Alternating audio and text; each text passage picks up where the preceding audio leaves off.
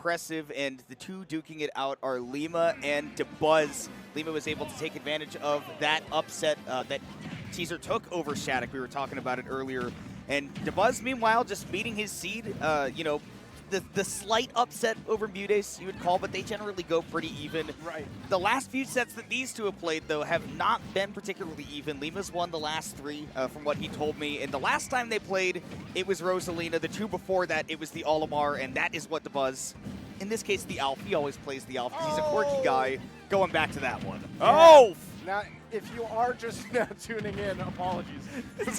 First of all, sorry about that. And if you are just now tuning in for the top 4, you haven't quite seen the runs. This is the first time we're seeing in top 8, and I believe in top 32, at least for me personally, Dabuz pulling out the Alpha. It has been pretty much just Rosa the whole way through, and it could just be that the matchups have kind of lent themselves to that.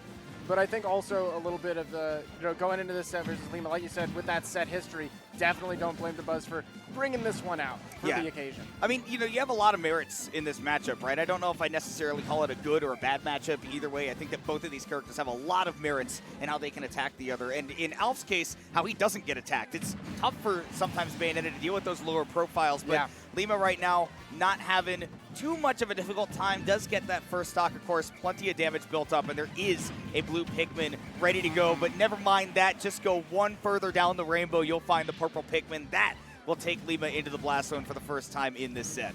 Right, I mean, that's the scariest thing, right? You've got the blue. Dabuz! Where did he go? He didn't throw his Pikmin before using his up B and just ended up stranded in the middle of space.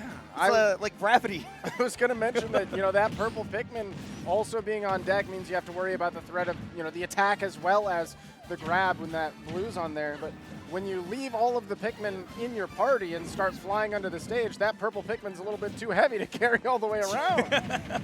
It's not built for long-distance travel. There's a reason we have the luggage weight limits on airplanes, right? There's a reason they tell you not to put them in the overhead bin. That's not for weight. They just want you to pay more. Right, of course. Yeah. Another carry-on. We're Spirit Airlines. That'll be $80, buddy.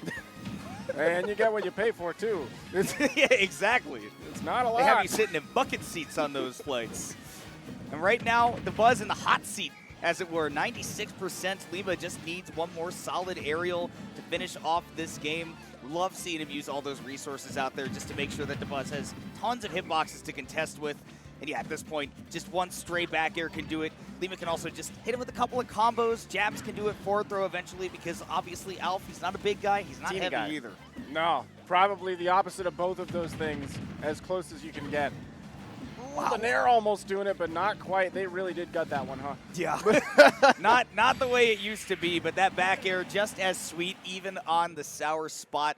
It's just like a delicious candy. And Lima is going to be enjoying that game number 1 win. Didn't look like he stressed out too much there at the beginning. It was very even, but Dabuz with that extremely uncharacteristic SD. Yeah. We think of him as a guy that does not make those kind of mistakes. Typically not, and that was a huge one, right? That was about 15% on the second stock, where it really could have gone either way. Both players kind of even in the game at that point. But absolutely a big momentum swing that Lima was not going to let go. And going into this next one, Dabuz is going to have to shake it off, reconsider, and just go in with a clear mind. You don't want to think too hard about what had happened before, because that doesn't affect anything that's about to happen, right? That's the beauty of the world we live in, where we get to do these 3 out of 5s.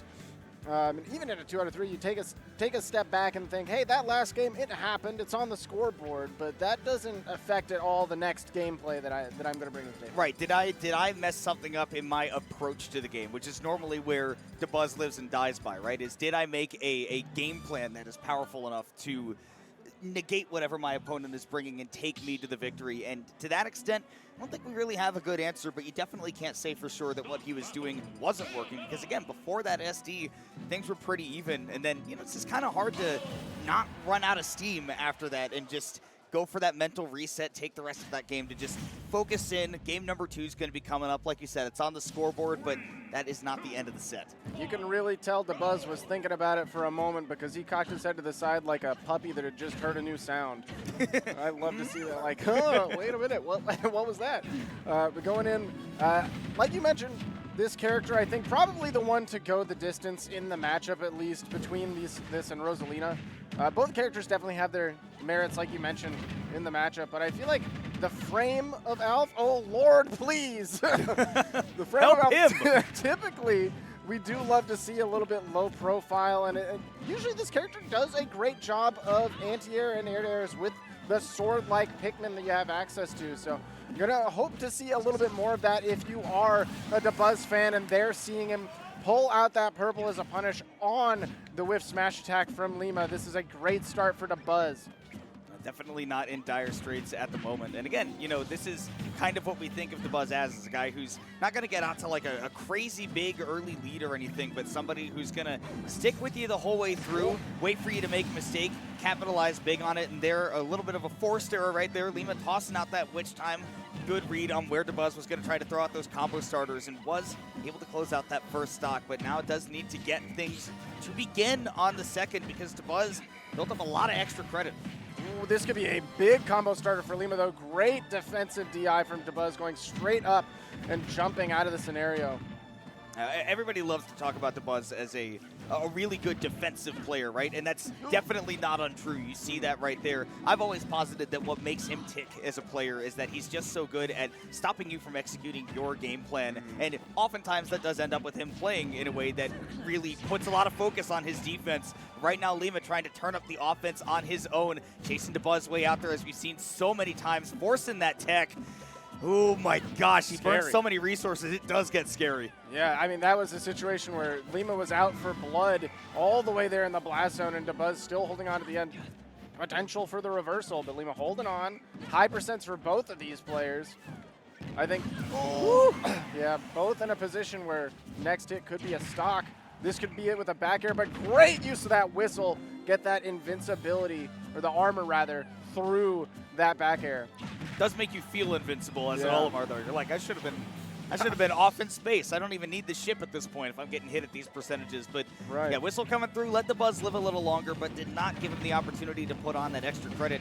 Still a great sequence from him, though. We saw him take that first stock by calling out, you know, where Lima is finishing a lot of this movement. He does try to be a little bit tricky with it because you get so much ending lag when you use all those specials, and Lima will use plenty of them. But where you go, you can definitely be punished. You see Dabuz right there knowing he's going to go back to ledge to avoid landing on stage in any way.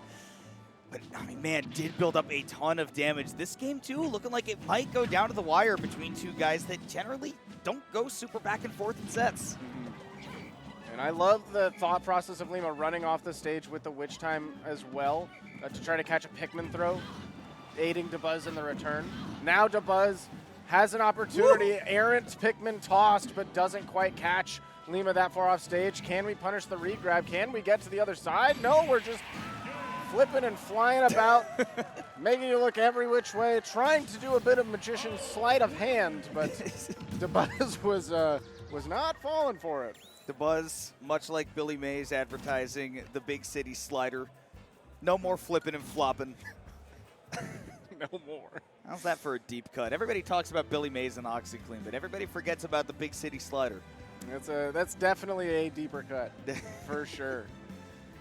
He said, you know, I saw you holding the coin in your palm the entire time. It didn't come out from behind my ear, Lima, and you can't Charlatan. convince me. You can't fool me. Yeah, again, you know, Dabuz is one of those guys that in those kinds of moments, generally not going to drop it. He's definitely got the good mindset, the good wits about him, but going into game number 3, again, you know, didn't seem like the game plan changed up too much, just needed to survive, needed to stay outside of that burst range from Lima, and you know, we talked about it, but like the couple times that he really took those stocks was really honing in on when Lima was using all those resources and where he was going to end up afterwards. I mean, that second stock and that third stock especially very directly showed that off. And if he can continue to do that, then it's going to be a lot harder for Lima to convince himself to commit to a lot of that big offense. Yeah, towards the middle of that game as well, saw a lot more scenarios where I feel like Dabuz was kind of calling out Lima's movement. A couple of the ABKs got caught in advance with some, you know, preemptive hitboxes on his end, and I feel like that is where it gets a little bit scary, is if you can't get your openings and you start getting just throttled for trying to make your starters happen as Bayo, then it can be very difficult, because you can just have a Pikmin tossed and latched onto you doing a bunch of damage while you're sitting on the other side of the screen. nothing doing. And on top of that, Dabuz tends to play in positions where he's not necessarily going to be open to Lima suddenly cracking open the can, getting to the delicious fruit inside, right? He doesn't want you to be able to apply your offense whatever way. Just like this, his positioning is very hard to lock down. That's why he's getting out to the leads, and it's like you're mentioning, right? It's just Lima's not going to be able to get those big openings. He is going to have to find a place where Dabuz is sort of erring and probably throwing out his moves and ending up with whiff punishes. Trying to get the bite activation of the Witch Time there from the Pikmin, already latched on, but mistimed it. Is that what they do? Do they bite you? That's what I'm presuming. Maybe they're just pummeling like Maybe children. they're just headbutting you. Yeah, just That could be more accurate. I've never played a Pikmin game. I've never seen the ways in which they attack. I have seen Bayonetta's jab whiff like that. That's also on Dabuz to know, hey, that kind of started in an awkward space, so I could probably SDI out, air dodge through, and definitely worked out for him. Neither of these players have been able to find that first stock, and boy, Lima's got to be extra careful with that purple Pikmin ready to strike. Are we walking all the way to the other side? No. Great DI from Dabuz to get up to the platform and hold that shield. So we know there's not really a good finisher for Lima there. Up there, almost doing it from the depths. And yet we will reset 320% dealt between the two of these before a single stock got taken. Lima is going to be the one who gets the eventually, but Dabuz, as we said, he will stick to you like glue. It is hard to get him off once he has his game plan set and solid. So stock number 2 is just going to be a pure reset. Forget the first one even existed. Absolutely, just momentum straight from zero again. We've got 2 purple Pikmin on deck, though. That's going to be huge for Dabuz to call out the approaches from Lima. Hold on, might start taking a little bit of damage from this Witch combo. No, they love it. They're having a good time. It's like they're going down a slide at the Kalahari. Whee! Shout out to you might be able to tell by looking at my hair. I came from the pool earlier. Ooh, and Dabuz tossing up that shield, knowing, yeah, Lima's definitely not going to be able to get a kill combo off of a throw. Perfect DI, letting him live, scraping the ceiling like a 6-foot man in an airplane. Yeah, you really don't have a lot of room, and not a lot of room for error in this set between these two players. Dabuz perfectly punishing that roll. Now it's Lima's turn to try to answer that aggression. Can we once again? Oh my! Jesus. I peeked the mic, and my apologies, but that was a really smart move by Dabuz to see if he would, catch Lima having burned a lot of resources, but that was just free-falling, hitting terminal velocity. So he made it back, did get the KO as well. Dabuz had a little bit of extra credit, now continues to build that up. Good lineup of Pikmin to build up that damage as well. And the whistle, it's not getting you out of that Witch Time, but Lima could not find the combination. Yeah, kind of an awkward position with that heel slide because you were still, frozen in time. Going to be a forward throw, set up a position off stage. Once again, Dabuz trying to go for these up airs.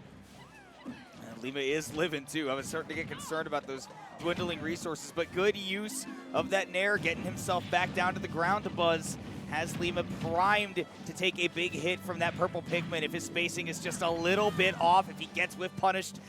And Dabuz just flying it. That looked like a different game. that looked like something not of Smash Ultimate. I'm terrified of Lima being stuck on these platforms. The way that he keeps flying directly at Dabuz without there being any jumps called out, right? It feels like Lima's maybe hoping for that to happen, or maybe just hoping to clip Dabuz from the ground. I imagine you still can, but it doesn't feel great. I feel like every time he just flies at Dabuz and he's sitting there solidly on the ground, I'm terrified of just like an up smash or, forward smash coming through. I'm terrified of what's going on with Lima here. It looks like he's drinking 500 milliliters of olive oil. I don't know what's in that bottle, but it looks like I am going to cook a nice dinner with whatever's in there.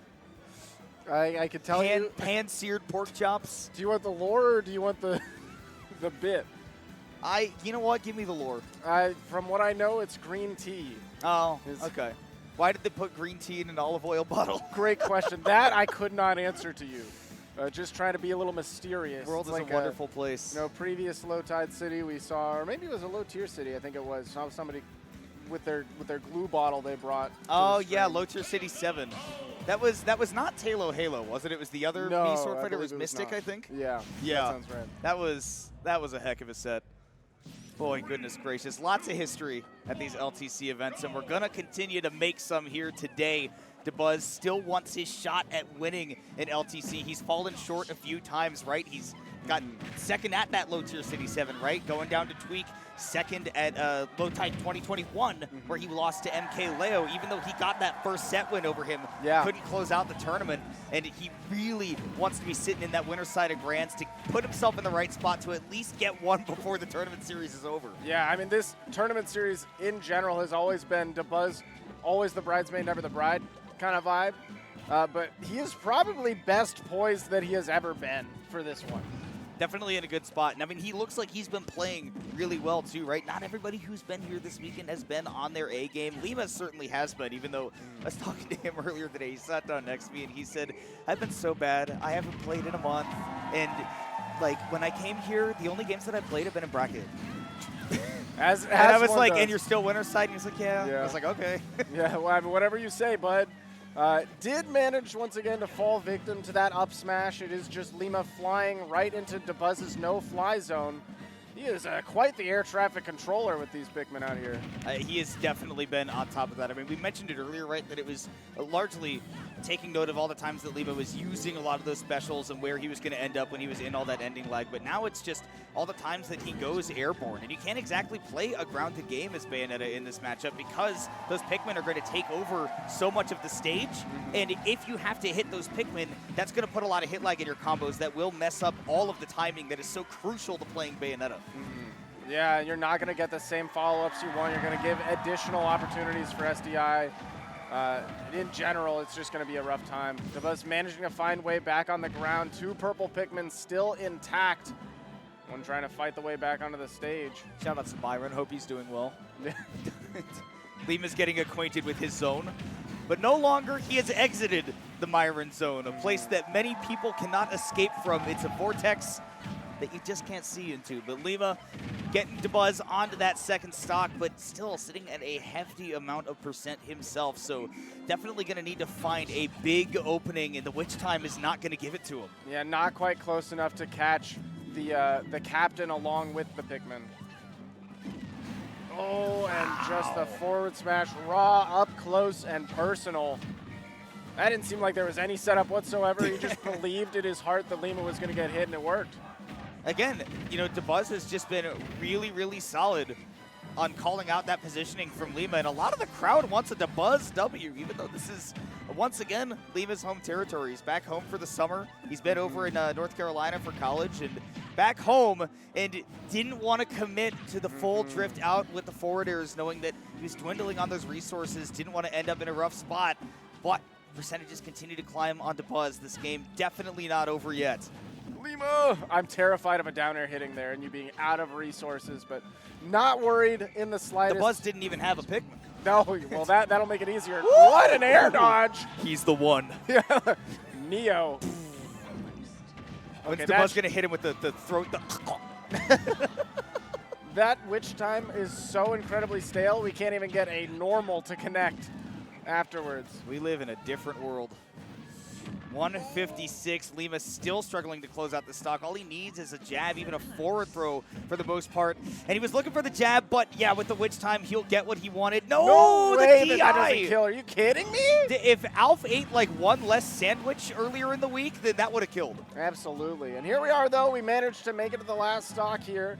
Dabuz, one stock away from punching the ticket to winner's side grand finals. Lima, one stock away from fighting for that game 5. Still, though, gotta watch those resources. We saw that last punish right there. So much ending lag incurred by using all those specials and landed right next to Dabuz, which is something that Lima really tries to make a habit of not doing. But again, Dabuz has been really all over those habits of where Lima has been landing. 71% though, this is prime percentages for Lima. If he can just get something like an up tilt or anything that can reset Dabuz on a platform, could definitely lead to the end of the game in his favor. We could go to a game 5, but look for the purple Pikmin. Lima playing around on these platforms is exactly how we lost the last game, and being stuck on one with some extra special landing lag will absolutely not be what you want to see. Going all the way down there. All the way with the down air once again. He flies just out of range of the witch twist, and that's exactly what I was telling you I was terrified of, is chasing all the way down there eventually.